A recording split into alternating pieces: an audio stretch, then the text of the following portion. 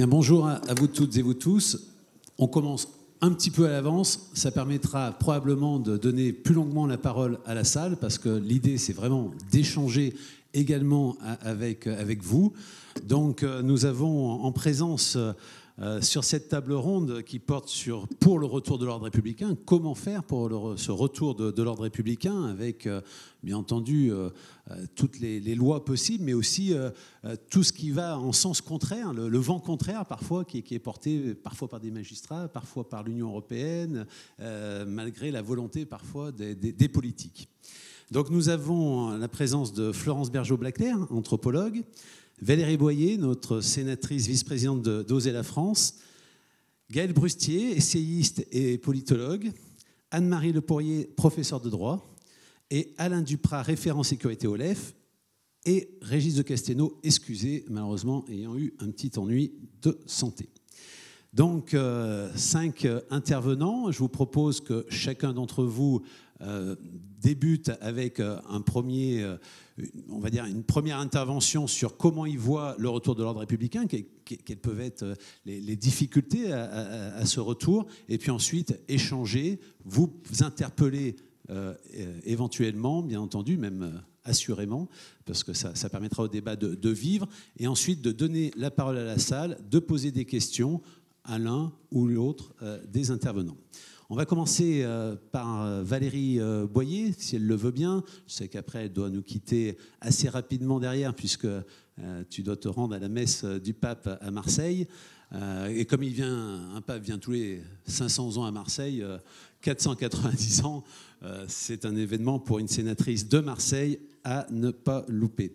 Donc Valérie, l'ordre républicain, le retour de l'ordre républicain, tu as été députée, on a été ensemble députés, aujourd'hui tu es sénatrice, arrive très prochainement la loi sur l'immigration, peut-être, enfin normalement c'est annoncé, l'immigration, la maîtrise des flux migratoires fait partie de la souveraineté, fait partie également, si on veut s'assurer que ce qui sera décidé, ce qui est déjà existant et ce qui sera demain peut-être un peu plus ferme, enfin en tout cas on l'espère, sur la maîtrise de nos flux migratoires, comment on peut faire en sorte que ça participe à l'ordre républicain, parce que assurer l'immigration, les flux migratoires, ça permet également de maîtriser notre souveraineté.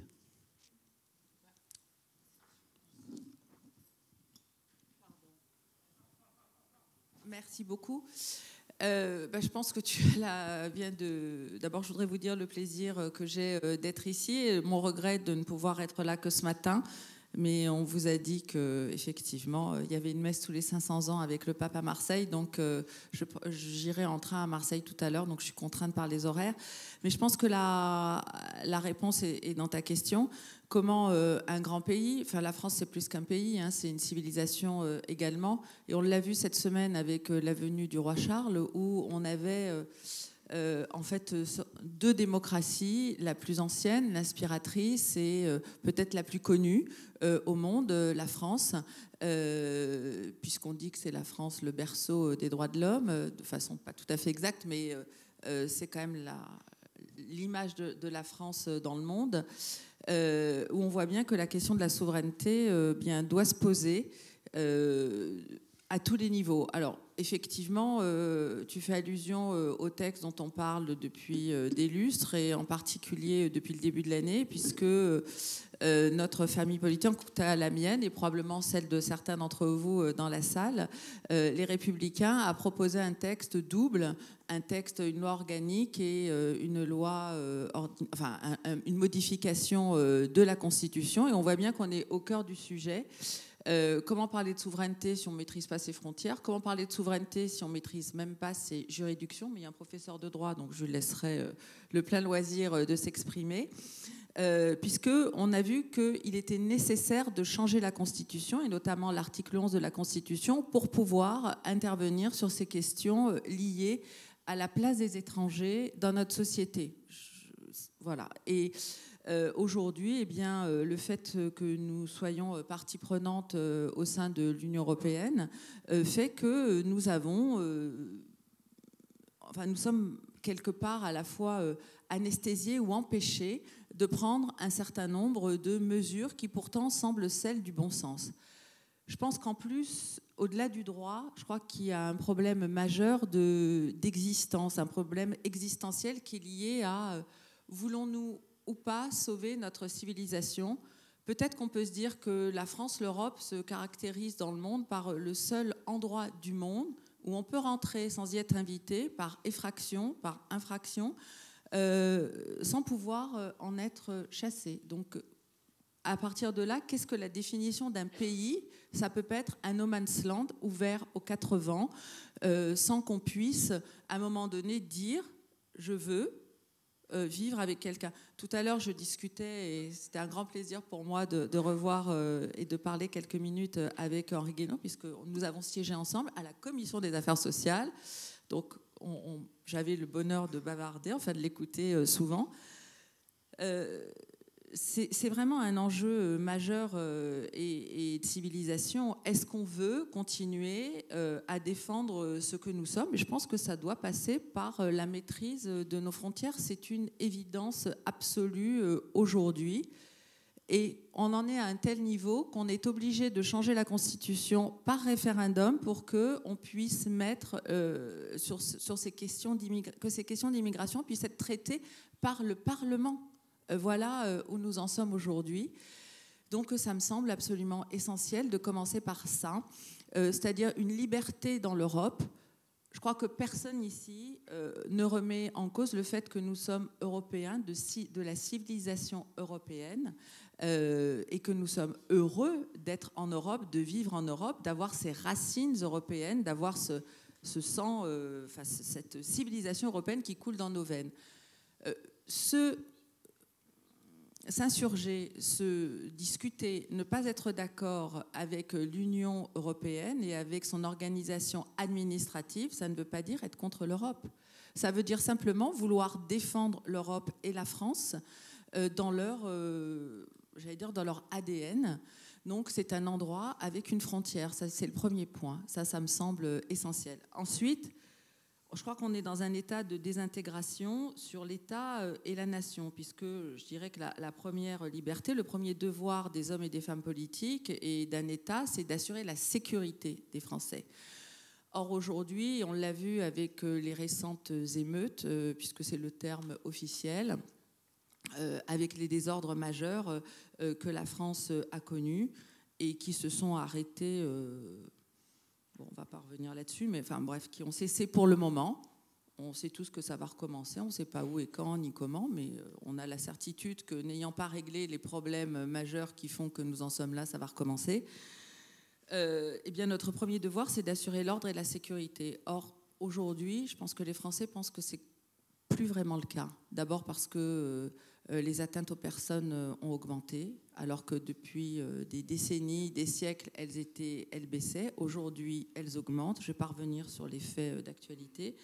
Et puis ensuite, parce que ces émeutes, ces difficultés ont vu que la nation était... comment dire, que notre pays faisait l'objet d'une haine parmi les protagonistes. Donc on a quand même ces deux éléments, la sécurité et la nation, qui ont été bousculés, malmenés.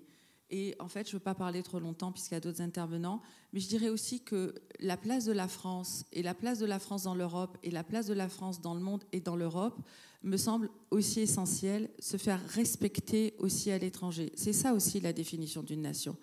Or, nous assistons depuis le quinquennat d'Emmanuel Macron à quelque chose qu'on n'aurait jamais imaginé, c'est-à-dire une déroute absolue de la place de la France dans le monde et de la voix de la France dans le monde. On a réussi l'exploit de se fâcher à la fois avec l'Algérie et le Maroc, ça j'avoue que c'est inédit, champion du monde. On s'est fâché avec des pays européens avec lesquels nous étions extrêmement proches.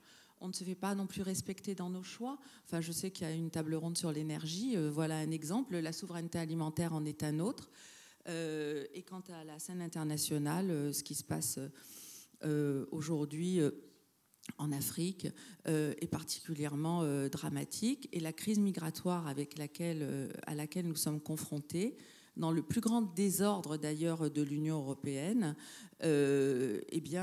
montre à quel point il est vital, existentiel, qu'on retrouve cette souveraineté. Et je pense que ça passe également par la loi, et que ce texte que tu dis qu'il va être bientôt examiné au Parlement, ça fait quand même 1 an que Emmanuel Macron procrastine.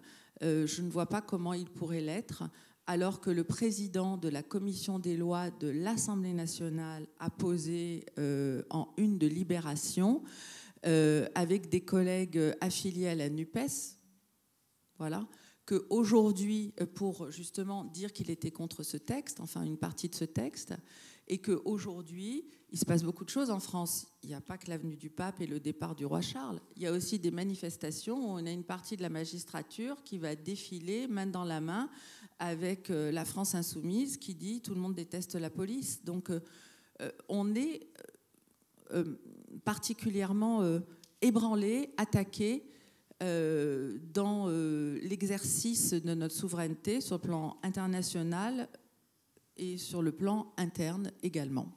Merci Valérie. Anne-Marie Le Pourrier, on vient d'avoir le législateur, celui qui représente avec bien sûr l'ensemble des parlementaires, des députés comme Sénat, les représentants du peuple, notamment à l'Assemblée nationale.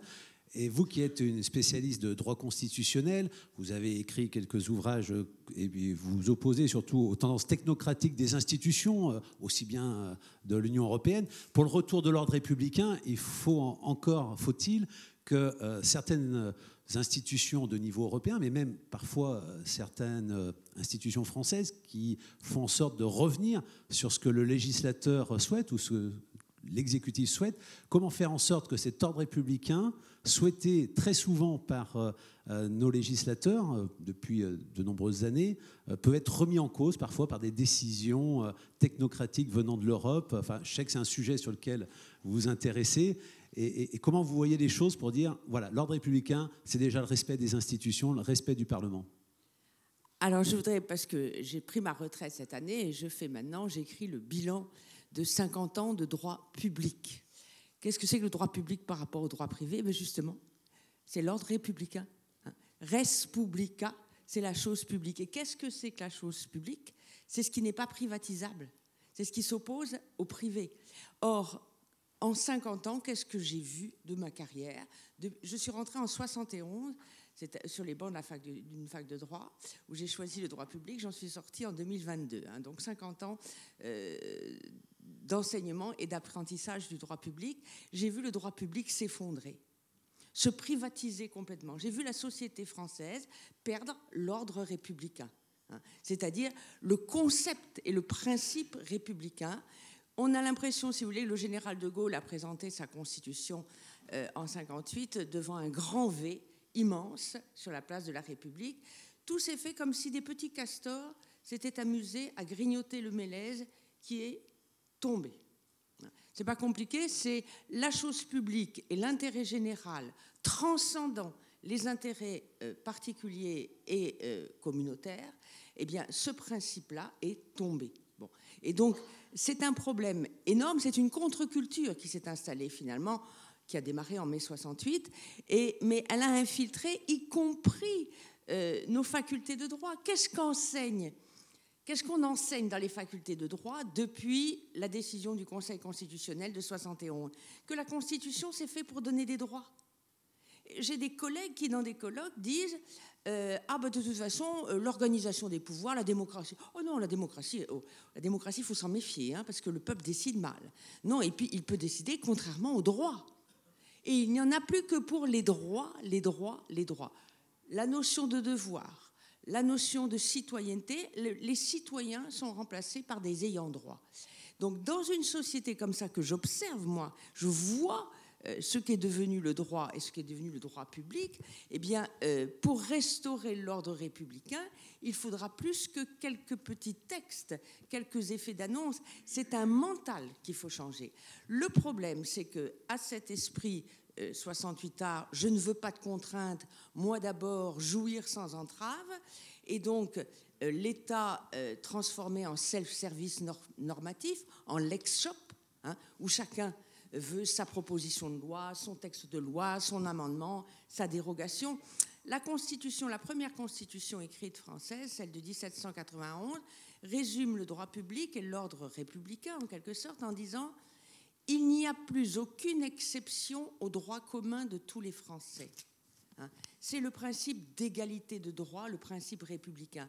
Aujourd'hui, on ne vous parle plus que de différenciation, on ne vous parle plus que d'instaurer dans la Constitution la spécificité corse pour justifier des dérogations, des exceptions. On ne parle plus qu'en termes de dérogation et d'exception. Le droit commun est considéré comme étant jacobin. Tout ce qui est républicain est considéré comme une oppression, une domination de la majorité sur les minorités, et il n'y en a plus que, du coup, pour la tyrannie des minorités. Et donc, évidemment, tous ces petits castors-là ont saboté l'ordre républicain. Et ça se traduit en termes juridiques en permanence. Le problème, vous dites tout à l'heure, le législateur a essayé en vain. Non, le législateur français et le constituant français ont largement contribué à cela. Mais c'est ça la vérité. C'est bien pour ça que je ne pense pas que ça va se faire si facilement que ça, tout ça.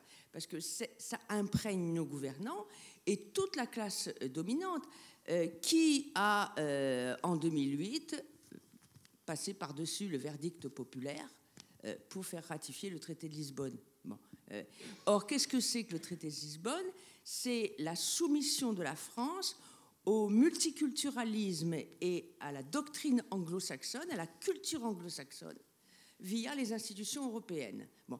Et on voit bien quand vous avez le Conseil de l'Europe et l'Union européenne qui affichent une grande affiche, l'avenir de l'Europe, une femme voilée. Bon, la France peut rester dire qu'est-ce que vous faites là, mais on nous dira, mais non, votre républicanisme jacobin est contraire aux valeurs de l'Union. Parce que les valeurs de l'Union, ce ne sont plus les valeurs de la République, celles qu'elle véhicule depuis 2 siècles. Elles ont complètement muté. Et ça, personne ne s'en rend compte. C'est qu'on est en train de nous changer, finalement, le système et les valeurs. On nous fait croire que les valeurs de l'Union, ce serait justement le système américain. Or, ce n'était pas ça, initialement, ce qui avait été prévu.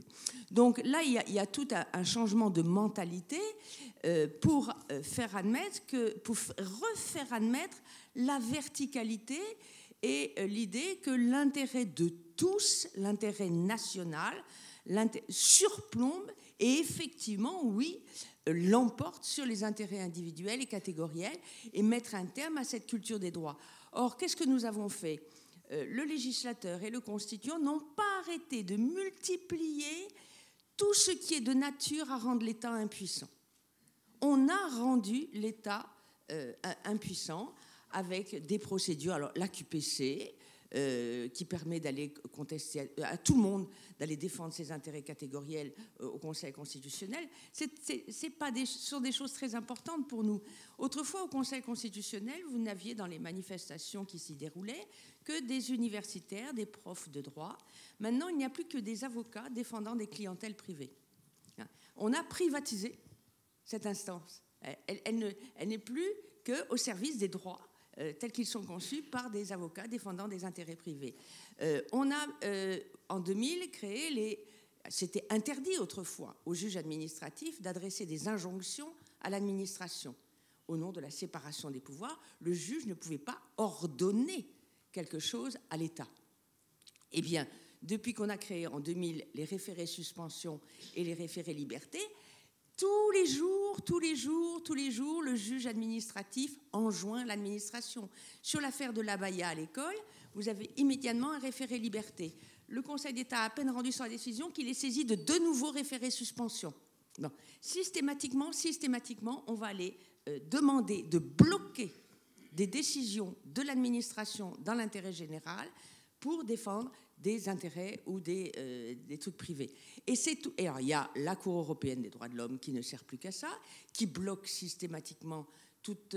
alors, au nom, là, c'est l'article 8 de la Convention européenne des droits de l'homme, interprété discrétionnairement par cette Cour, qui consacre le droit à une vie privée et familiale. Au nom de ce droit à une vie privée et familiale, on nous bloque les expulsions d'étrangers, on nous oblige, pour le rapatriement des femmes djihadistes parties en Syrie, à créer un organisme de contrôle des décisions françaises, et on nous dit qu'il faut respecter la transparence du processus décisionnel. Alors que nous sommes dans le domaine des services secrets et de la haute sécurité, mais dans le domaine top du top des relations internationales, où tout doit être éminemment secret. C'est danger public. Bon. Eh bien, cette cour de bisounours, idiote, nous dit « Ah non, il vous faut un organisme de contrôle indépendant pour assurer la transparence du processus décisionnel. » Écoutez, c'est pathétique, quoi. Bon. Et donc, quand on est immergé dans un univers mental de ce type, évidemment, il n'y a plus de place pour l'ordre républicain. Et donc, je pense, moi, que, et je vois ça, c'est pas une petite réforme par-ci, par-là, c'est-à-dire c'est un changement mental de discours qu'il faut avoir, et ne serait-ce que d'ailleurs aller à Bruxelles taper du poing sur la table.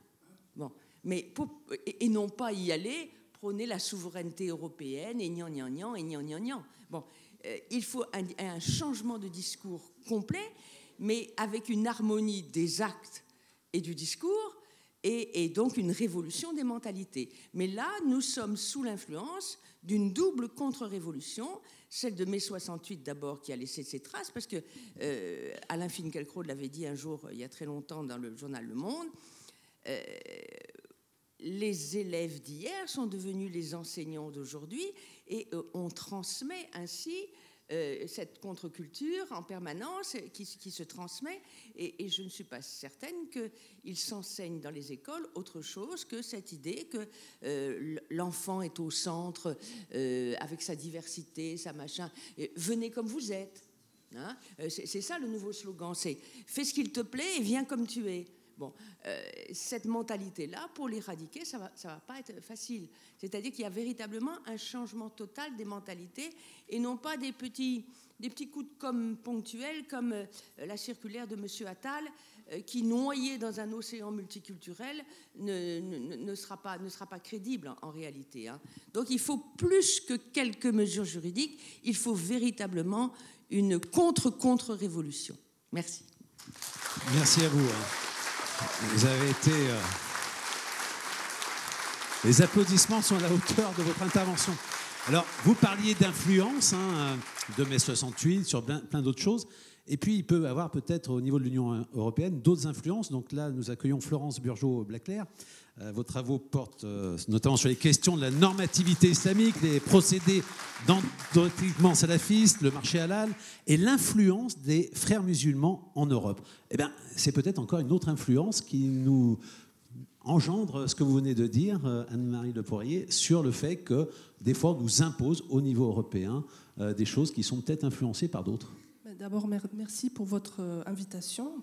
Oui, je vais évidemment suivre totalement ce qu'a dit Anne-Marie Le Poirier, brillamment d'ailleurs, qui a fait une parfaite synthèse du problème.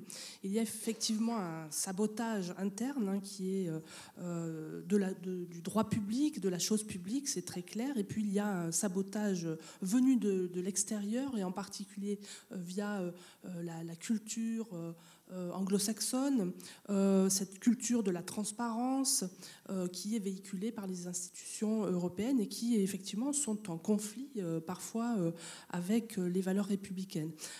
Mais il y a une autre force qui est ignorée parce que quand on la nomme, on est immédiatement accusé de complotisme. C'est celle qu'organisent les réseaux des frères musulmans. Alors, au sens très large du terme, les frères musulmans, ça n'est pas qu'une confrérie née en Égypte en 1928, c'est aussi devenu un réseau transnational qui a été étudié principalement au Moyen-Orient, au Proche-Orient, mais rarement dans les lieux où il se déploie, c'est-à-dire particulièrement donc dans le monde occidental, où il est totalement libre d'expression, libre de réunion, et où il est devenu même plus puissant que dans les pays musulmans, où ce réseau frériste est pourchassé, plutôt réduit. Les pays musulmans connaissent le danger de ces réseaux qui mobilisent donc la charia, la loi islamique, et donc essaient de la réduire. En Europe et en Amérique, on est complètement naïf. Pire encore, on est ignorant. C'est-à-dire que moi, encore il y a 5 ans, disons peut-être avant les attentats de 2015, j'avais encore des collègues à l'IREMAM, donc l'Institut de recherche et d'études sur le monde arabe et musulman, qui me disaient « les frères musulmans, ça n'existe pas en Occident ». Alors que moi, je les étudiais, je les avais déjà repérés depuis 1992.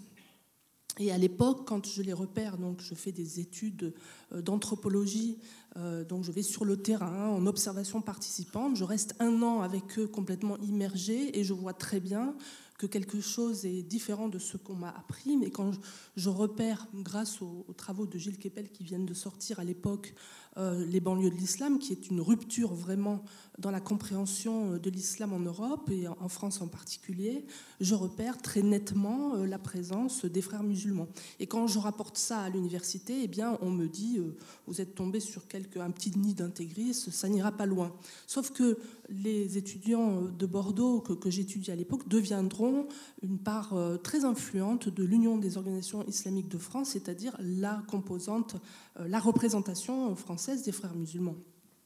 Donc, j'avais bien découvert quelque chose, mais dès que je le découvre, on m'empêche d'en parler. Et 30 ans après, force est de constater qu'avec la publication de mon dernier livre sur le frérisme et ses réseaux, donc avec pas mal d'années de recul, c'est la même chose. L'université m'empêche de parler. Le CNRS est, disons, très... pour dire simplement, je n'ai jamais eu de financement de recherche du ministère de l'Enseignement supérieur ni du CNRS pour travailler sur ce sujet.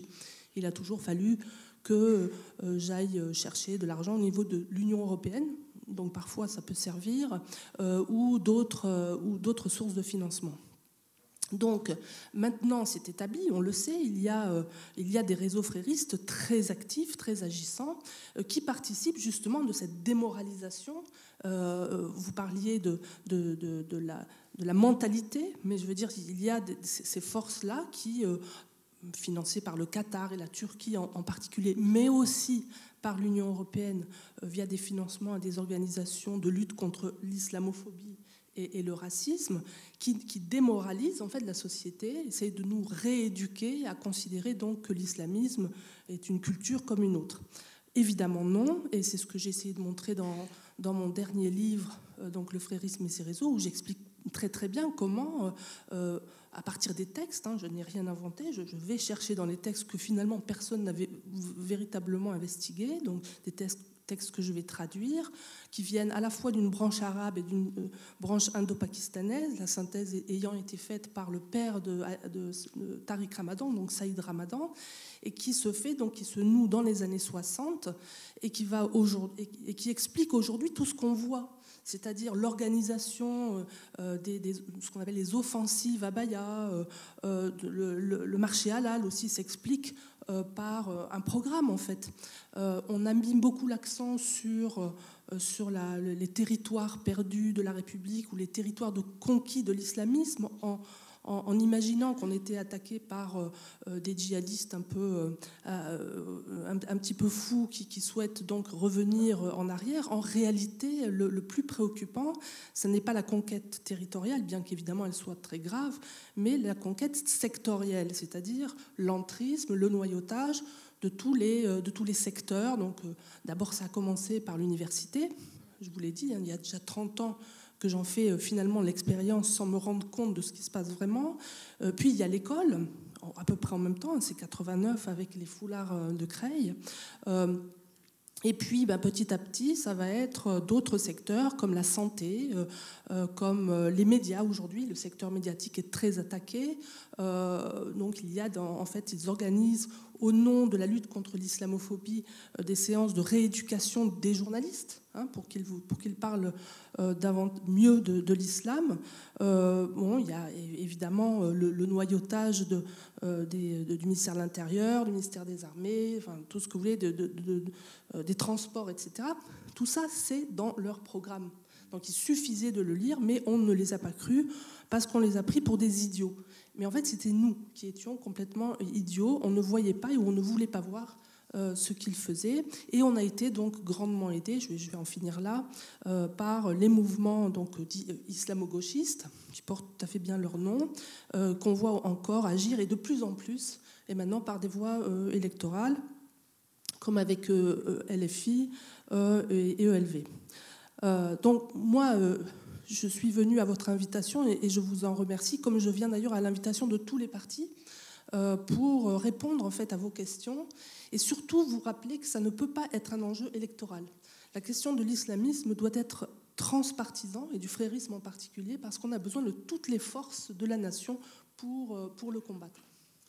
Merci beaucoup. Je crois qu'on peut applaudir parce que vos prises de position vous amènent aussi à avoir quelques difficultés et sincèrement, on voit que vous avez touché juste sur cette problématique-là, parce que le retour de l'ordre républicain passe aussi par le fait d'imposer ce que la République souhaite imposer et non pas se faire imposer à nous-mêmes ce que d'autres voient. C'est ça. Et quand on parle d'ordre républicain, on parle aussi de force de l'ordre républicain. Et je veux saluer donc les officiers de sécurité qui m'accompagnent partout, qui sont dans la salle, qui travaillent formidablement, qui sont, voilà, si vous voulez les applaudir, vraiment. Il y a ceux qui manifestent contre la police. Nous, on applaudit la police. Merci beaucoup. Alors Gaël Brustier, vous êtes essayiste, politologue, vous écrivez sur Slate. On parlait de l'influence, de différentes influences, mais il y a aussi, on vit dans une société où il faut la performance et la drogue rentre aussi dans cette influence et qui amène à faire en sorte que l'ordre républicain est difficile à maintenir. On est à Nîmes aujourd'hui, mais ça peut être Marseille, ça peut être des grandes villes, mais aussi des petits villages où la drogue est perverse et vient nuire au maintien de l'ordre républicain et au rétablissement de l'ordre républicain. Oui, effectivement. Moi, je me suis intéressé au sujet de la drogue au moment de l'élection de Trump. Parce qu'en fait, il y a des cartes très intéressantes qui sont sorties. Les gens qui votaient Trump, dans l'Ohio par exemple, c'était aussi dans les comtés où il y avait le plus de morts par overdose des opioïdes, la première crise. Et donc, je me suis dit qu'il y avait ce qu'on appelle un fait social total, dont on avait tous les éléments sous le nez, mais on évitait de refaire le puzzle. Et il y avait une démoralisation, comme a dit Madame, sur ce plan-là aussi, de la nation. Démoralisation, une impuissantisation en fait, de l'État, par la ruine en fait, sur 50 ans d'un système d'addictologie et psychiatrique public français qui ne permet pas de soigner ceux qui tombent et qui ne permet pas, de l'autre côté, l'État pénal ne permet pas en fait, d'arrêter ceux qui tiennent le trafic. Donc par tous les bouts, en fait, nous sommes dans une situation d'impuissantisation complète. Ce qui est nouveau, en fait, et ces dernières semaines, avec Georges Kuzmanovic, on a observé ça à travers des données américaines, des données publiques américaines. Aujourd'hui, les États-Unis, sur la tranche des 16 à 49 ans, perdent chaque année l'équivalent de ce qu'ils perdaient 2 fois, en fait, la guerre du Vietnam. Donc, on est dans une accélération formidable par la vitesse, par l'inventivité aussi des trafiquants et des producteurs qui inventent 2000 molécules par an. Cette fois-ci, la reine des molécules, c'est le fentanyl de rue. Il y a un jeune acteur américain qui est décédé d'une overdose, puisqu'en fait, on peut faire une overdose à la première prise.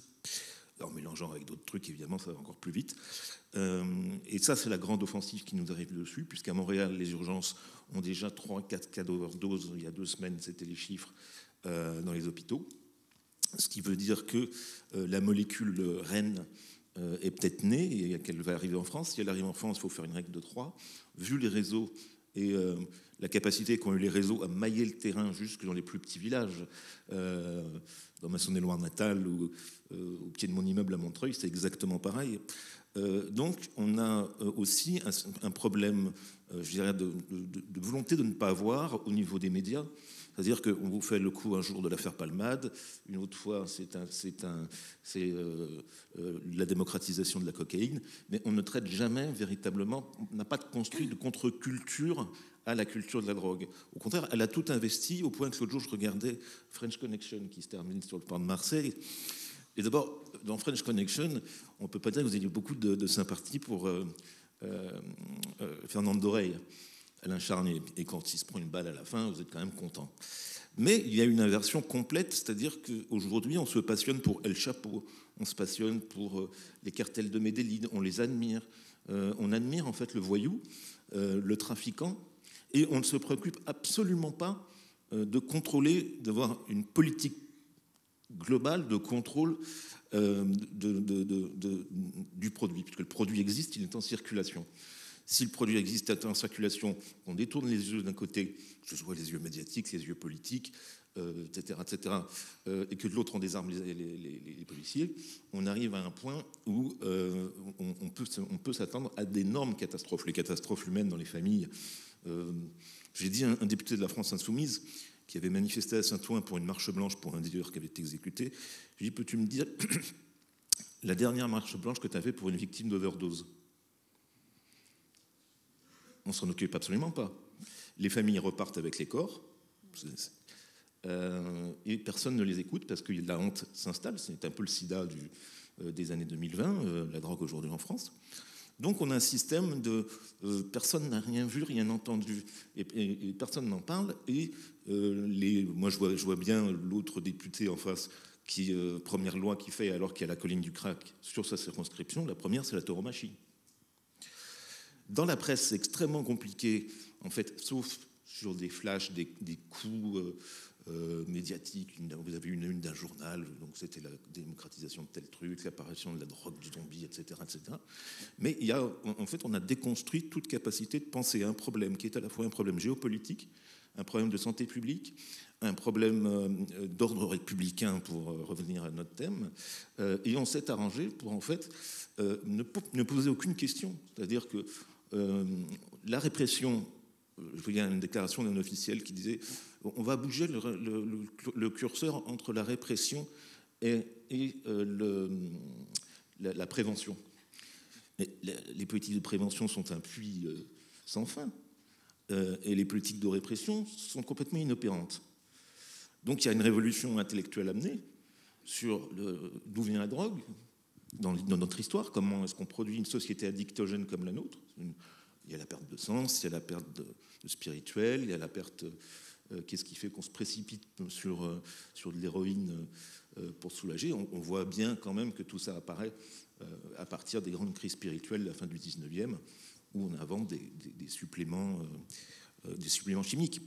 Mais si on s'interdit de les gérer et de reposer la question d'un cadre légal, Charles Pasqua l'était posé il y a 30 ans. Il disait, de toute façon, il disait la dépénalisation de fait est installée. Il disait, on me fait poursuivre. Il avait déclaré ça dans une réunion à des médecins dictologues. Il leur avait dit, mais moi, on me jette les policiers dans la rue pour qu'ils poursuivent des gens qui, de toute façon, s'en foutent et qui, à 95%, ne seront jamais punis. Donc il dit, le système est arrivé en fin de course déjà il y a 30 ans. Et maintenant, on est dans une phase beaucoup plus industrielle, parce que je pense qu'à Marseille, les produits en circulation sont éternellement renouvelés, éternellement nouveaux. Oui, c'est partout. Non, c'est toute la France. Donc voilà. Merci beaucoup. Donc, on voit bien que là aussi, c'est un sujet, parce que rétablir l'ordre républicain, quand on a toutes ces influences et quand on a cette forme d'individualisme où chacun veut faire ce qu'il veut et ce qu'il souhaite, pose un vrai problème. Alors, Alain Duprat, vous qui avez été adjoint de Carré-Loé, chargé de la sécurité, vous avez été innovant sur plein de choses à Carré-Loé, vous êtes le référent sécurité à Oser la France. Est-ce que, à défaut parfois de l'impuissance de l'État, est-ce qu'au niveau de nos collectivités, je suis moi-même maire, il y a un certain nombre d'élus locaux ici présents également, peut-on agir? Oui. Alors, la réponse est oui. La réponse est oui. C'est une question... je vais essayer de parler en partant des racines de ce microcosme communal. On peut tout à fait développer au niveau national un certain nombre d'actions, pour peu qu'on puisse être aidé globalement par nos élus au niveau national, par une volonté politique au niveau du gouvernement qui n'existe pas. la problématique est peut-être plus à ce niveau-là qu'au niveau de la volonté des personnes. Et aujourd'hui, moi, je vis cette journée comme un moment de résistance, d'alliance entre des gens qui ne se seraient peut-être pas rencontrés de gauche et de droite, mais qui ont chevillé au cœur cette volonté de voir renaître quelque part quelque chose qui a existé et qui est en train de disparaître sous nos yeux.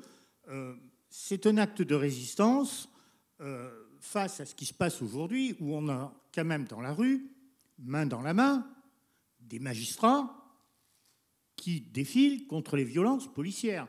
On marche quelque part sur la tête. Je pense que les gens qui sont là sont des résistants, quelque part, par rapport à une attitude de cet ordre-là. Alors, nous, on ne connaît pas ça vraiment dans nos villages, dans nos villes. Moi, j'ai été l'élu d'une ville qui a été très en avance.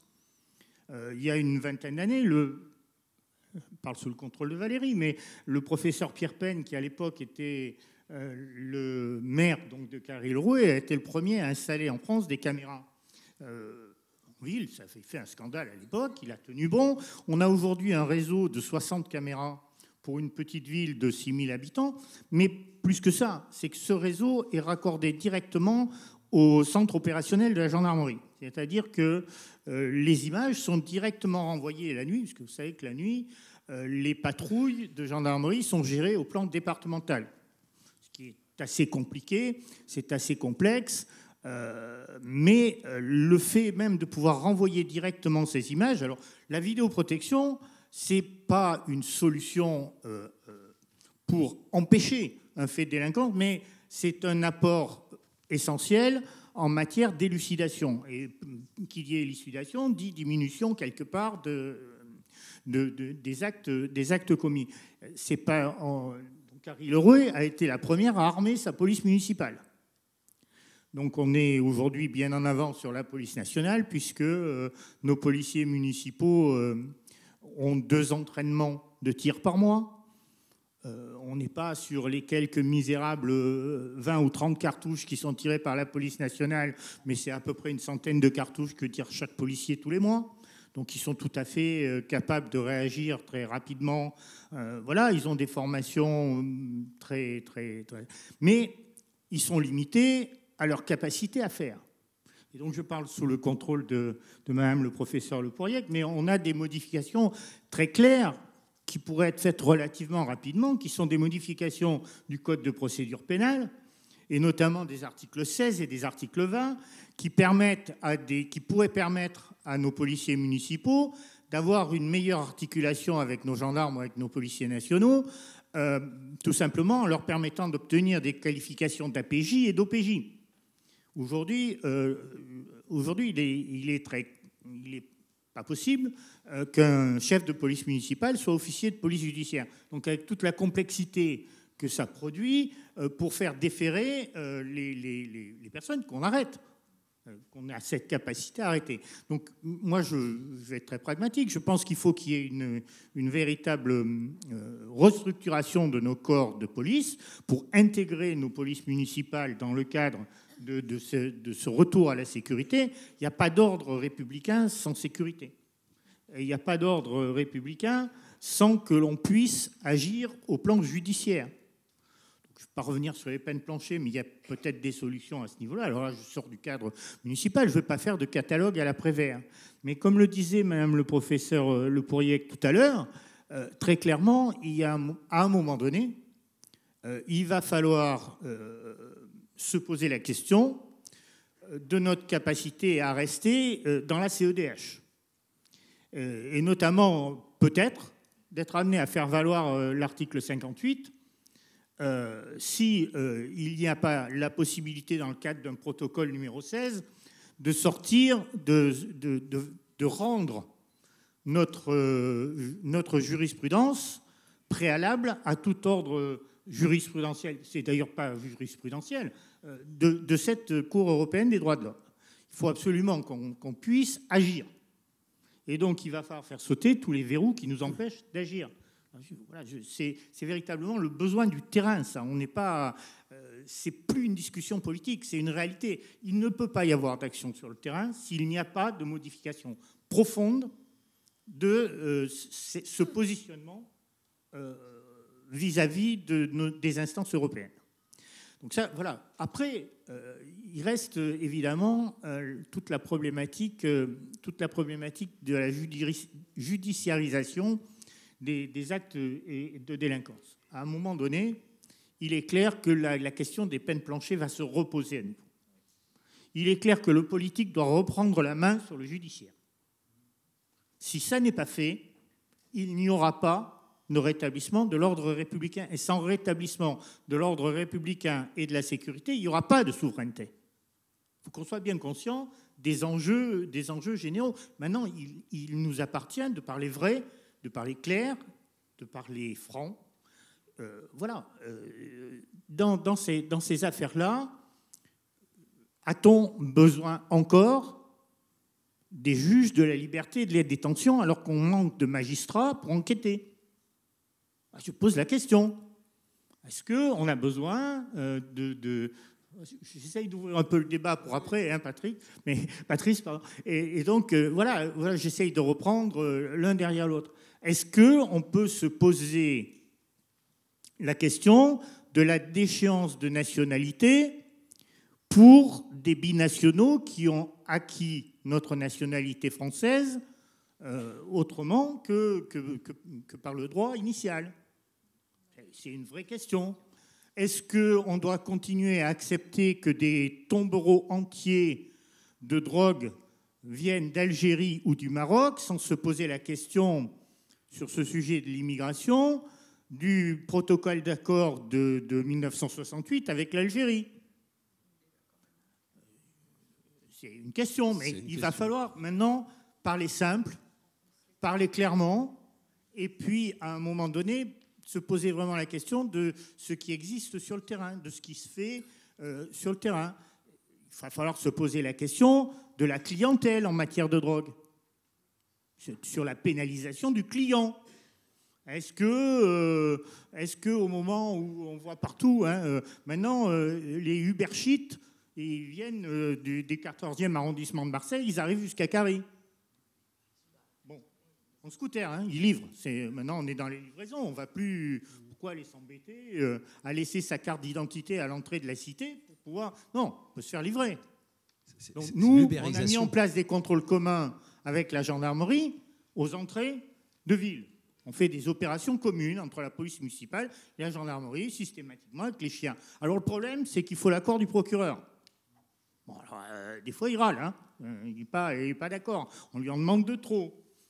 Bon, le commandant de la compagnie d'Istres, il râle aussi parce que ça lui consomme de l'effectif. Mais à un moment donné, si on avait véritablement des choses extrêmement dissuasives concernant la clientèle, je sais pas moi, client, s'il se prend une amende de 1 000 €, là, il va peut-être commencer à réfléchir. C'est peut-être plus, va peut-être plus passer en perte et profit. Voilà, donc on a des éléments comme ça sur lesquels il faut qu'on ait une réflexion globale qui aille depuis le bas vers le haut, c'est-à-dire jusqu'au niveau de nos instances européennes, en s'appuyant sur le droit, évidemment, mais en s'appuyant aussi sur la loi, sur nos députés, sur nos sénateurs. Il faut... Alors, le droit est complexe, mais moi, je crois que nos députés et nos sénateurs ont la compétence de pouvoir le construire. Voilà. Mais on est maintenant, vraiment, il faut entrer en résistance. Merci Alain. Donc Alain, tu as relancé le débat, bravo, parce que je crois que tu as fait une belle synthèse que j'aurais pas pu faire aussi bien. Donc est-ce que ça vous fait réagir? Parce qu'en fin de compte, tu as rappelé pour les uns et pour les autres, par rapport à ce qu'ils avaient dit, un certain nombre de choses, et je voyais que ça vous faisait réagir. Alors, Anne-Marie Le Poirier. Oui, il faut bien comprendre une chose, c'est qu'il y a plein de choses qui peuvent être faites par la loi, a priori. C'est pas tellement la Cour européenne des droits de l'homme et ses arrêts. Comme disait un jour Charras dans un colloque au Conseil constitutionnel, la CEDH, combien de divisions? Bon, elle ne viendra pas nous saisir, elle ne viendra pas mettre l'État français en prison. Mais il y a pire que ça. Il y a que le droit international et surtout le droit européen, en termes du traité de Lisbonne, prime sur le droit national. En conséquence de quoi, le Conseil d'État et la Cour de cassation écartent la loi française lorsqu'elle est contraire au droit européen et à la jurisprudence de la Cour de justice de l'Union et de la Cour européenne des droits de l'homme. Je vous donne un exemple, hors sécurité, mais qui a été particulièrement choquant, c'est en matière de bioéthique. Nous avons 2 dispositions dans le Code de la santé publique, 2 dispositions parfaitement explicites du législateur français interdisant l'insémination post-mortem en France, mais interdisant aussi d'exporter des gamètes congelés à l'étranger pour que soit réalisée une insémination post-mortem à l'étranger. Donc 2 dispositions de droit français parfaitement claires, explicites. Le Conseil d'État va écarter ces dispositions françaises au motif qu'elles sont contraires au droit à une vie familiale consacré par l'article 8 de la Convention européenne des droits de l'homme, et il ordonne à l'assistance publique de Paris d'envoyer des gamètes congelées en Espagne, où on pratique l'insémination post-mortem. Voilà le système. C'est-à-dire que c'est le juge... Et lorsque Bertrand Nouvel était président de la Cour de cassation, il a passé son mandat à dire partout qu'il fallait changer la Cour de cassation, qu'elle devait perdre ce qu'elle est depuis la Révolution, c'est-à-dire un instrument d'uniformité d'application de la loi française sur tout le territoire, et que désormais la Cour de cassation ne devait plus être que le protecteur des droits fondamentaux consacrés par le droit européen. Et le Conseil d'État se vante partout, vous le voyez partout, d'être le juge européen de droit commun. Le problème, il vient chez nous. Donc, ce qu'il faut changer, alors pour la Cour européenne des droits de l'homme, c'est encore du droit international classique, c'est pas du droit supranational. On peut déjà rectifier l'article 55 de la Constitution et mettre que les traités régulièrement ratifiés ont une autorité supérieure à celle des lois, mais des lois promulguées antérieurement. Et donc, si jamais il y a une loi qui est postérieure au traité, c'est la loi qui l'emporte. Donc, on pourrait rétablir le système d'avant 75. Mais le problème, c'est le droit de l'Union européenne. Bon, c'est celui-là qui, en fait, est le plus compliqué, puisque là, nous avons des directives et qu'on a quand même ratifié le traité d'Amsterdam sur l'asile, l'immigration, etc. Tout est européanisé désormais. Et là, il n'y a rien à faire. Récemment, la Cour de justice de l'Union vient de sortir encore un arrêt terrible, réaffirmant la primauté inconditionnelle du droit européen sur les constitutions des États, et qui est une réponse directe à la Cour constitutionnelle allemande, qui avait dit en mai 2020 qu'en tout état de cause, la constitution allemande était au-dessus de tout. Eh bien, là, la réplique de la Cour de justice est terrible, et elle dit, mais primauté inconditionnelle et non-respect de l'état de droit, et hop, condamnation. Bon. Et à tous les jours,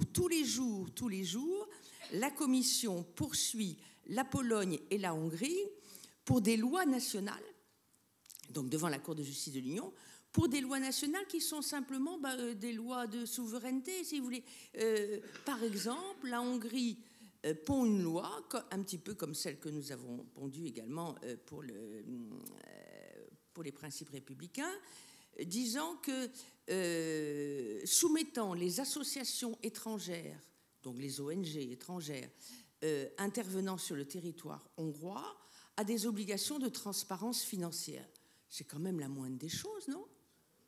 Enfin, écoutez, qu'est-ce qu'il y a de scandaleux là-dedans ? Bon, eh bien, évidemment, puisque toutes les ONG étrangères qui interviennent, elles sont diligentées pour saboter les lois hongroises. Donc, il prend cette décision. Eh bien, la Cour de justice va condamner la Hongrie au motif qu'elle discrimine les associations étrangères par rapport aux associations hongroises et qu'elle porte atteinte à la liberté d'association. Bon, voilà. Et donc voilà une loi de protection de la nation qui est interdite par l'Union européenne. Et voilà le système. Donc, or, pour se dégager de ça, bien sûr, on peut mettre des verrous constitutionnels, comme avait dit plusieurs candidats à l'élection présidentielle, des boucliers constitutionnels, mais attention, on continuera à être condamné, puisque c'est l'engagement de la France qui porte là-dessus. Et donc, c'est très difficile à faire, mais déjà, si on changeait de discours à Bruxelles, on a vu quand, par exemple, les Italiens sont très attachés à la présence des crucifix dans leurs écoles. C'est leur problème. Chacun sa culture, chacun son identité nationale. Quand la Cour européenne des droits de l'homme avait condamné l'Italie pour la présence des crucifix dans les écoles publiques, le gouvernement italien, tout le monde, les réseaux sociaux, tout le monde a traité la Cour de tous les noms. Il y a même un maire d'Émilie-Romagne qui avait commandé 10 crucifix supplémentaires pour niquer la Cour. Tout le monde est parti en appel à la Cour européenne des droits de l'homme, la Grande Chambre a rétropédalé à l'unanimité. Bon. Nous, quand la France, dans la tradition gaulienne, et après moult réflexions de la commission de Noix-Samar, nous avons décidé de maintenir l'interdiction des syndicats dans l'armée. Bien, c'est une décision régalienne française. On se fait condamner par la Cour européenne des droits de l'homme. François Hollande ne fait pas appel. On se laisse marcher sur les pieds. Bon, et donc, voilà.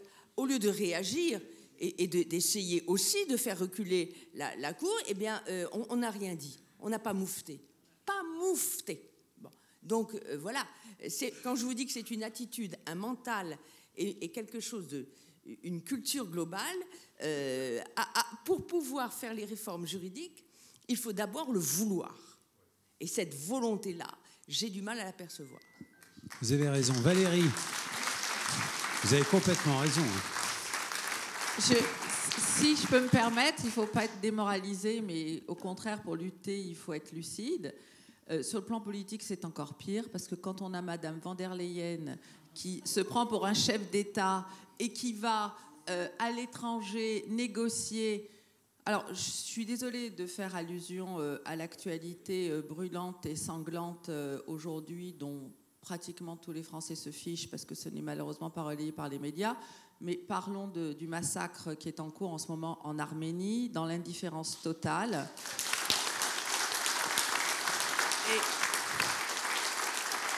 Et pour lequel Madame van der Leyen est en partie, disons, a pris position, puisque elle s'est précipitée au début du conflit en Ukraine pour voir un monsieur formidable qui s'appelle Ilham Aliyev, qui est le meilleur ami d'Erdogan, pour pouvoir avoir du gaz soi-disant azerbaïdjanais, comme si le gaz azerbaïdjanais était différent du gaz russe, vu les comportements absolument abominables de l'Azerbaïdjan, en disant que c'était un allié sûr et fiable. Non seulement elle y est allée, mais elle y est allée comme si c'était un chef d'État.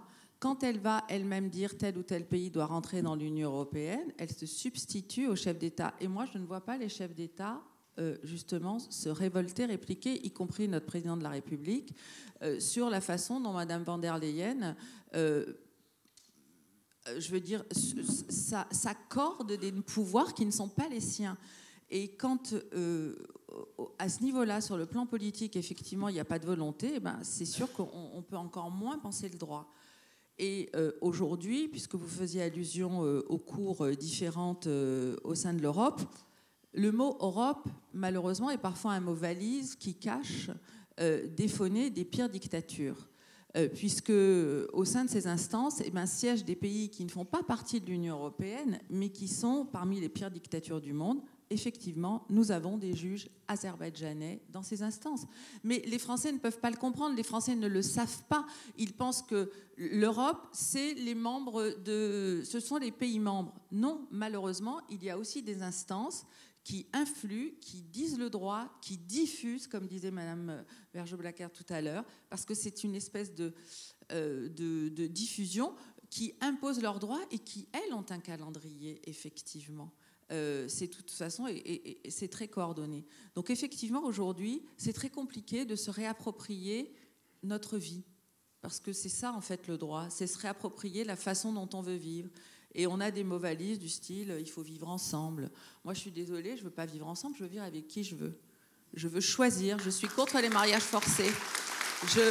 Je n'ai pas je ne veux pas vivre avec une personne que l'on m'impose. Voilà, j'ai la chance d'avoir la possibilité intellectuelle, morale et financière dans ma vie privée de le faire. Malheureusement, beaucoup de personnes ne sont pas dans cette catégorie-là et n'ont pas les moyens de choisir. On leur impose. Et franchement, ça fait partie des faillites de l'État, parce que c'est ça aussi la souveraineté. La souveraineté, c'est cette jolie série de mots de dire la liberté des peuples à choisir leur vie. Aujourd'hui, on ne l'a plus totalement. Et moi, je pense que ça ne vient pas de l'Europe ou du continent européen, pour moi, qui est une force civilisatrice, qui est une force formidable. Ça vient de l'organisation politique et administrative, mais pas de ce qui nous lie à nos voisins européens. Et je ne voudrais pas qu'on confonde les deux. Et aussi qu'on soit mis dans la catégorie « je n'aime pas l'Europe ». Non, moi j'aime la France, j'aime l'Europe, mais je suis contre la façon dont cette administration européenne est en train de nous imposer notre façon de vivre et de penser, parce que ça va jusque-là. Et c'est là-dessus qu'il faut être clair. Tout à l'heure, Julien était assis là, dans l'ombre, et je le regardais en vous écoutant, madame, parce qu'effectivement, on a fait partie avec Patrice, je ne sais pas si tu étais encore au Parlement, de ces députés, à l'époque nous étions députés ensemble, qui ont voulu faire en sorte qu'on ne soit pas soumis à ces règles et qu'il n'y ait pas de veto préalable de ces instances européennes sur la loi française. Bon, on n'a pas été entendu. C'était notamment à l'occasion, je pense que dans mon souvenir, un des derniers, c'était à l'occasion du pacte de Marrakech pour lequel nous nous étions insurgés. Voilà à quoi ça sert les élections, en fait. Merci Valérie. Ça sert à décider de sa vie. Merci Valérie. Merci.